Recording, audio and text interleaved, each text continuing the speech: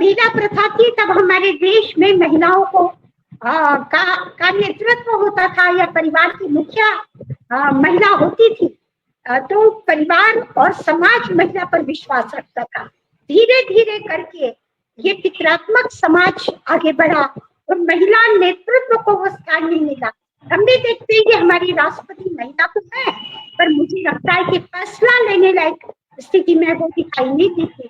तो ये जो दो राष्ट्रीय अध्यक्ष जो महिलाएं हैं, उनके फैसलों पर आप अपनी टिप्पणी दें।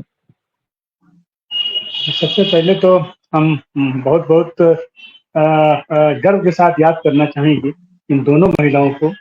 और इसके पहले जैसे अभी सुनील जी ने जिक्र किया कि वहां पर 22 महिलाएं राष्ट्राध्यक्ष रह चुकी हैं, लेकिन उसमें खासियत ये है कि ये दोनों महिलाएं पहली बार पूर्ण रूप से निर्वाचित होकर के आई हैं और पूरे काल के लिए पूर्णकालिक वो निर्वाचित होकर आई हैं। इसके पहले जितनी भी रही हैं वो अंश काल के लिए रही हैं या उन्होंने अपना पूरा कार्यकाल पूरा नहीं किया है। तो इसलिए इनके प्रति कुछ ज्यादा ही उम्मीद बनती है और आशा बनती है इनसे। और उसमें भी ये तो अपनी नामीबिया की वो जीत की आई है, ये भी 72 वर्ष की हैं और इनका लंबा इतिहास रहा है, संघर्षों का एक लंबा इतिहास रहा है, तमाम उतार चढ़ाव इन्होंने देखे हैं। और वो जो कॉलोनी था, साम्राज्यवादी शोषण को इन्होंने अपने आंख से जिया है, देखा है, झेला है, समझा है। तो जाहिर से और 58% वोट पा करके ये वहां निर्वाचित होकर के जीत के आई हैं। और उसमें सबसे बड़ी बात यह है कि ये दोनों महिलाएं दोनों ही देश तमाम ये साम्राज्यवादी शोषण का शिकार रही हैं। एक तो रहा है ब्रिटिश का और एक रहा है जर्मन का। तो दोनों लोगों के अपने अपने अनुभव हैं। और वहां की स्थिति यह है कि 70 माने वहां की मुख्य अर्थव्यवस्था कृषि है। 70% लोग वहां पर कृषि कार्यों से संबद्ध हैं। और वहां की जो खनिज संपदा है, खनिज संपदा के दोहन के लिए ही वहां के लोगों का हमेशा उत्पीड़न होता रहा है, शोषण होता रहा है। और आज की तारीख में भी इतने दिनों के बाद भी उनके खनिज पदार्थों का उनको वो पूरा लाभ आज की तारीख में भी नहीं मिल पा रहा है। और ये तमाम पाश्चात्य देश ये जिनको गोरा कहते हैं, और फिर तंजानिया में भी मैक्सिमम वहां जमीन गोरे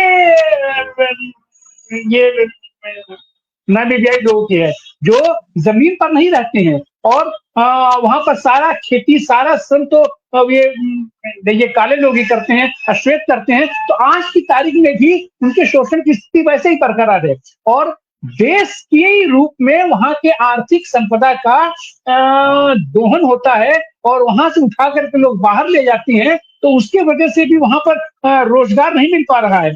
सबसे ज्यादा बेरोजगारी का संकट भी वहां है। 36-37% बेरोजगारी वहां पर घोषित रोजगारी है। और तो ये दोनों ही महिलाएं जब एक साथ आई हैं, इकट्ठा हुई हैं, बातचीत की है, तो जाहिर सी बात है कि उनके अपने दर्द हैं। क्योंकि जो दर्द एक माँ महसूस करती है शायद उतना दर्द पिता महसूस नहीं कर पाता है। तो इन दोनों लोगों के मन में और देश के लिए जो जज्बा है। और एक चीज और भी है कि ये सारे जो देश थे जो कि ये साम्राज्यवादी शोषण से मुक्त हुए थे, उनको एक मंच पर लाने का, या ये जितने साम्राज्यवादी देश थे उन्होंने तो उनको इस तरीके से लीज पर उन्हें स्वाधीनता दिया था और मान के चलते थे कि ये लोग ये शासन सरकार नहीं चला पाएंगे। लेकिन इन लोगों ने वो किया और इनका कहीं से उस तरीके से सहयोग भी नहीं मिलता है। शायद इन्हीं का सबका सहयोग बनाने के लिए ये सारे देशों का एक समुच्चय बनाया गया था, नॉन अलाइंड मूवमेंट बनाया गया था। उसमें पंडित जवाहरलाल नेहरू, नासिर टीटो, तीनों लोगों का नाम लिया जाता है। लेकिन नेहरू बहुत ही सम्मान के साथ याद इसलिए किए जाते हैं कि इन तमाम 120 देशों के, गरीब देशों के उत्थान और उन्नयन का सपना उनकी दृष्टि में था। तो भारत से भी उनको विशेष महत्व है और भारत में भी नेहरू जैसे नेतृत्व से उन्हें विशेष उम्मीद थी। और आज की तारीख में भी उम्मीद उनकी कायम है। उम्मीद भरी आंखों से भारत के ऊपर देखते हैं। लेकिन फिलहाल जो मौजूदा स्थिति आई है उसमें ये जो ये तथाकथित बड़े देश हैं, ये पाश्चात्य देश हैं, फ्रांस है, जर्मन है, अमेरिका है, और अब तो उस दौड़ में चीन भी शामिल हो गया है। लेकिन चीन की अपनी स्थिति है, वो अपने तरीके से बैलेंस करने की कोशिश करता है। लेकिन आने वाले दिनों में, और ये खास करके मैं जिक्र करूंगा कि यह जो दोनों राष्ट्राध्यक्षों की बैठक हुई है, पूर्णकालिक राष्ट्रपतियों की जो बैठक हुई है, ये निश्चित रूप से ये लोग कोई गंभीर फैसला किए हैं या आने वाले दिनों में अपने देश के विकास के लिए, और ऐसे तमाम जो छोटे छोटे देश हैं जो ये शोषण के शिकार हैं, उनके लिए ये निश्चित रूप से कोई न कोई आशा किरण ये लोग आएंगे। अब उसमें भारत की भूमिका क्या हो सकती है, फिलहाल तो बहुत ज्यादा उम्मीद नहीं दिखाई पड़ती, लेकिन भारतवासियों के भी मन में इन तमाम लोगों के प्रति प्रेम है, श्रद्धा है, सम्मान है, और उनके विकास में योगदान करने की हिम्मत रखते हैं, हौसला रखते हैं। जी। के बीच में गरीबी से निकटने के लिए जो संयुक्त प्रयास हुए, ये क्या प्रयास थे, और आजीविका में सुधार के लिए इन महिलाओं ने क्या फैसला किया, आप इस पर प्रकाश डालिए। जी, आप ये बहुत महत्वपूर्ण सवाल उठाए हैं। उसके पहले मैं एक छोटी सी टिप्पणी करना चाहता हूँ कि जो अफ्रीकी देश हैं, इसमें 2/3 देशों में जो है मिलिट्री शासन एक ना एक तरीके से लगा हुआ है पिछले 50-60 सालों से, जो इंग्लिश में मिलिट्री कू देता बोलते हैं। तो इसमें सबसे महत्वपूर्ण रोल फ्रांस ने अदा किया है। तो फ्रांस ये मिलिट्री इंटरवेंशन करके, मैनिपुलेट करके, वहां बगावत करा के जो है डेमोक्रेटिक स्ट्रक्चर्स के खिलाफ इतनी बड़ी साजिश की, मिलिट्री लीडर्स को वहां सिविलियंस को तख्ता पलट के और डिक्टेटरशिप इंस्टॉल करने के लिए। तो मैं आंकड़े देख रहा था इस प्रोग्राम से पहले कि अफ्रीका के जो पॉलिटिकल सिस्टम्स हैं, उसमें कितने परसेंटेज महिला मिनिस्टर्स को अपॉइंट किया गया था। तो कई अफ्रीकन लीडर्स हैं जिसमें एक भी महिला मिनिस्टर बना ही नहीं गए थे कई सदियों तक। अगर दूसरे देशों में अगर देखें तो इक्का दुक्का को छोड़ के आमतौर पे महिलाओं को जो है अफ्रीका पॉलिटिकल लीडरशिप में बहुत ही कम उनको प्लेस दिया गया था। और इसकी वजह यह है कि वहाँ जो लिटरेसी रेट है बहुत ही अनइक्वल है। मेल मेंबर्स को ज्यादा एम्फोसाइज देते हैं पैट्रियार्कल सोसाइटी, और जो फीमेल मेंबर्स हैं उनको एक ना एक तरीके से सप्रेस करके जो है सिर्फ हाउस होल्ड वर्क और रिप्रोडक्शन प्रोसेस में फैमिली लाइफ के लिए एम्फोसाइज करते हैं। तो इस स्थिति में पिछले 20-25 सालों से उनकी तादाद मिनिस्टर्स की भी बढ़ी है और उनके लिटरेसी रेट भी धीरे धीरे बढ़ रही है। इसी वजह से लीडर्स उभर के आ रहे हैं, मिनिस्टर्स बन रहे हैं। सिर्फ अफ्रीका में ही नहीं, वहां से जो पढ़े लिखे हैं, जो एडमिनिस्ट्रेटिव एक्सपीरियंस है, इंटरनेशनल मल्टीलैटरल फोरम्स पे भी, यूनाइटेड नेशंस से लेके जो भी यूएन एजेंसीज हैं, उसमें काफी अफ्रीकन महिला जो है एक्टिव रोल अदा कर रहे हैं उसमें। तो जहां तक आपका सवाल है, ये दोनों लीडर मिलके कोऑर्डिनेट करने का फैसला किया है। दोनों लीडर अपने अपने एक्सपीरियंस से अपने देशों को आगे बढ़ाने की जो फैसले लिए हैं, ये खास तौर पे महिलाओं के लिए बहुत लाभदार होगा। और जो स्ट्रैटेजीज एक दूसरे से एजुकेशन में, हेल्थ में, रिप्रोडक्टिव लाइफ में ये जो बात कर रहे हैं, ये बहुत ही महत्वपूर्ण है। और कोऑर्डिनेशन और प्लानिंग भी इसके साथ साथ उन्होंने एम्फसाइज किया है। तो इस तरीके से एक तो जो मिलिट्री रूल है उसके खिलाफ भी इन्होंने काफी प्रचार किया है, और इनकी राय जो है बहुत ही पॉपुलर है लोगों में, क्योंकि उन्होंने इक्वालिटी की बात करी है और डेमोक्रेसी प्रमोशन इनिशिएटिव की बात करी है। और जो कॉलोनियल पावर्स हैं उनसे जो डेवलपमेंटल मॉडल है लेना नहीं चाहते ये अपने एक्सपीरियंस से, अपने डोमेस्टिक इकोनॉमिस्ट से, प्लानर से तय करके अपने जो भी सूट होता है उनके रीजनल एस्पिरेशन से, उसमें उस प्रोसेस को आगे बढ़ाना चाहते हैं। तो ये बहुत ही स्ट्रॉन्ग एंटी कॉलोनियल लीडर्स हैं जो इंडिपेंडेंट पॉलिसीज अपनाना चाहते हैं, चाहे महिलाओं की तरफ हो या एग्रीकल्चर की तरफ हो, एम्प्लॉयमेंट जनरेशन स्ट्रेटजीज की तरफ हो, ट्रेड हो या रीजनल कोऑपरेशन में हो। दोनों तरफ से साउथ अफ्रीका के वहां भी डेवलपमेंटल फोरम है और ईस्ट अफ्रीका का भी डेवलपमेंट प्रोसेस है जिसमें युगांडा, कीनिया वगैरह है। लेकिन जो चैलेंजेस तंजानिया के लीडर्स को है वो कुछ ज्यादा ही हैं, क्योंकि तंजानिया का प्रॉब्लम सोमालिया के प्रॉब्लम से वहाँ कुछ हद तक जुड़ा हुआ है, और नीचे मोजाम्बिक में जो प्रॉब्लम है उससे भी एक ना एक तरीके से लिंक हुआ है।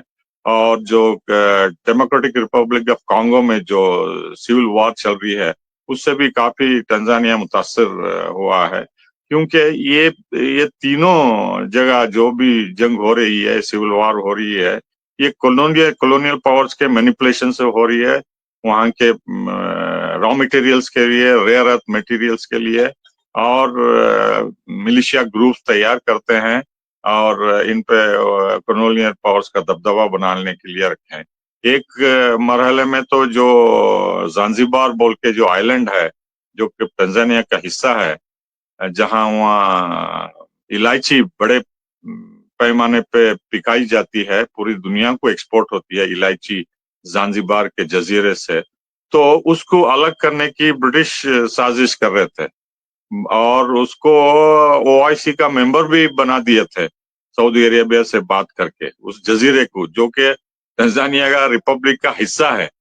तो ये कॉलोनियल पावर्स जो है किसी भी हद तक जाते हैं, क्योंकि उनका प्रोडक्शन जो इलायची का है उस फायदा ब्रिटिश फार्मर्स को मिलता था और उससे लगातार वो अपने कंट्रोल में रखना चाहते थे और तंजानिया से अलग करना चाहते थे। तो आप जानते हैं कि किस हद तक कॉलोनियल पावर्स अभी भी जो है मैनिपुलेट करते हैं डोमेस्टिक पॉलिटिक्स और रीजनल पॉलिटिक्स, और उनके माइनिंग इंडस्ट्रीज या एक्सपोर्ट ओरिएंटेड जो प्रोडक्ट्स हैं उनके, उसको एक्सप्लॉइट करने के लिए।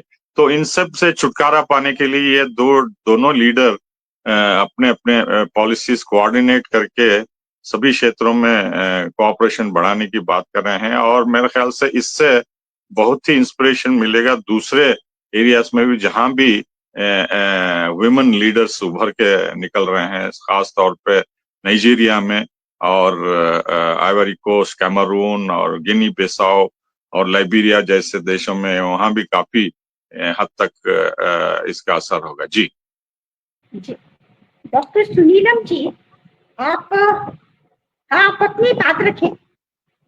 डॉक्टर सुनीलम जी, मैं असल में जिस तरीके से प्रोएक्टिव होकर के काम कर रहे हैं, जो अभी मैंने पूरा बताया था, उसमें हम अपने यहाँ के राष्ट्रपति से जरूर इस प्रोग्राम के माध्यम से अपील करना चाहेंगे कि वही कुछ इनसे प्रेरणा ले लें, है ना। छोटा सा देश है, लेकिन जहां से कुछ अच्छा सीखने मिले, सीखना चाहिए। हमारी जो राष्ट्रपति हैं, इस समय टोटल किलिंग्स, एनिहिलेशन चल रहा है बस्तर के अंदर, बड़े पैमाने पर चल रहा है। वहां पर जो पार्टी है, माओवादी पार्टी, उसने 7 बार लिखित तौर पर युद्ध विराम के लिए ऑफर किया है, लेकिन वहां पर युद्ध विराम बातचीत तो दूर है, वहां पर किस तरीके से कुचला जा रहा है। इस समय यूट्यूब के ऊपर सैकड़ों वीडियो आ गए हैं जिससे पता चलता है कि बस्तर में कैसे निर्दोष आदिवासियों को चुन चुन करके मारा जा रहा है। मैं तो इस कार्यक्रम के माध्यम से उनसे अपील करूंगा कि नामीबिया के राष्ट्रपति से कुछ प्रेरणा लेकर के वो भी इसमें इंटरवेंशन करने का काम करें, और विशेष तौर पर जो है आदिवासियों के संरक्षण की जिम्मेदारी जो है इस देश के अंदर संवैधानिक तौर के ऊपर, विशेष तौर पर जो है वो राष्ट्रपति के ऊपर सौंपी गई है, राज्यपाल और राष्ट्रपति के ऊपर। तो कम से कम उन्हें एक्ट करना चाहिए। और एक और बात ये कि अडानी जो है वो वहां पर भी पहुंचे गए हैं और वहां का जो पूरा कंटेनर का जो पूरा बिजनेस है तंजानिया का 80% बिजनेस जो है वो जिस टर्मिनल से होता है उस टर्मिनल का ठेका इन्होंने जो है वो ले लिया है। और इस समय अफ्रीका के अंदर सबसे ज्यादा जमीनें खरीदने वाले जो लोग हैं वो भारत के उद्योगपति हैं। ये भी बताना जरूरी है कि यहाँ पर हैं तो वैसे मतलब 30,000 ही केवल, ज्यादातर गुजराती हैं, है ना। तो ये पूरे के पूरे जो है ये तंजानिया हो चाहे नामीबिया हो, पूरे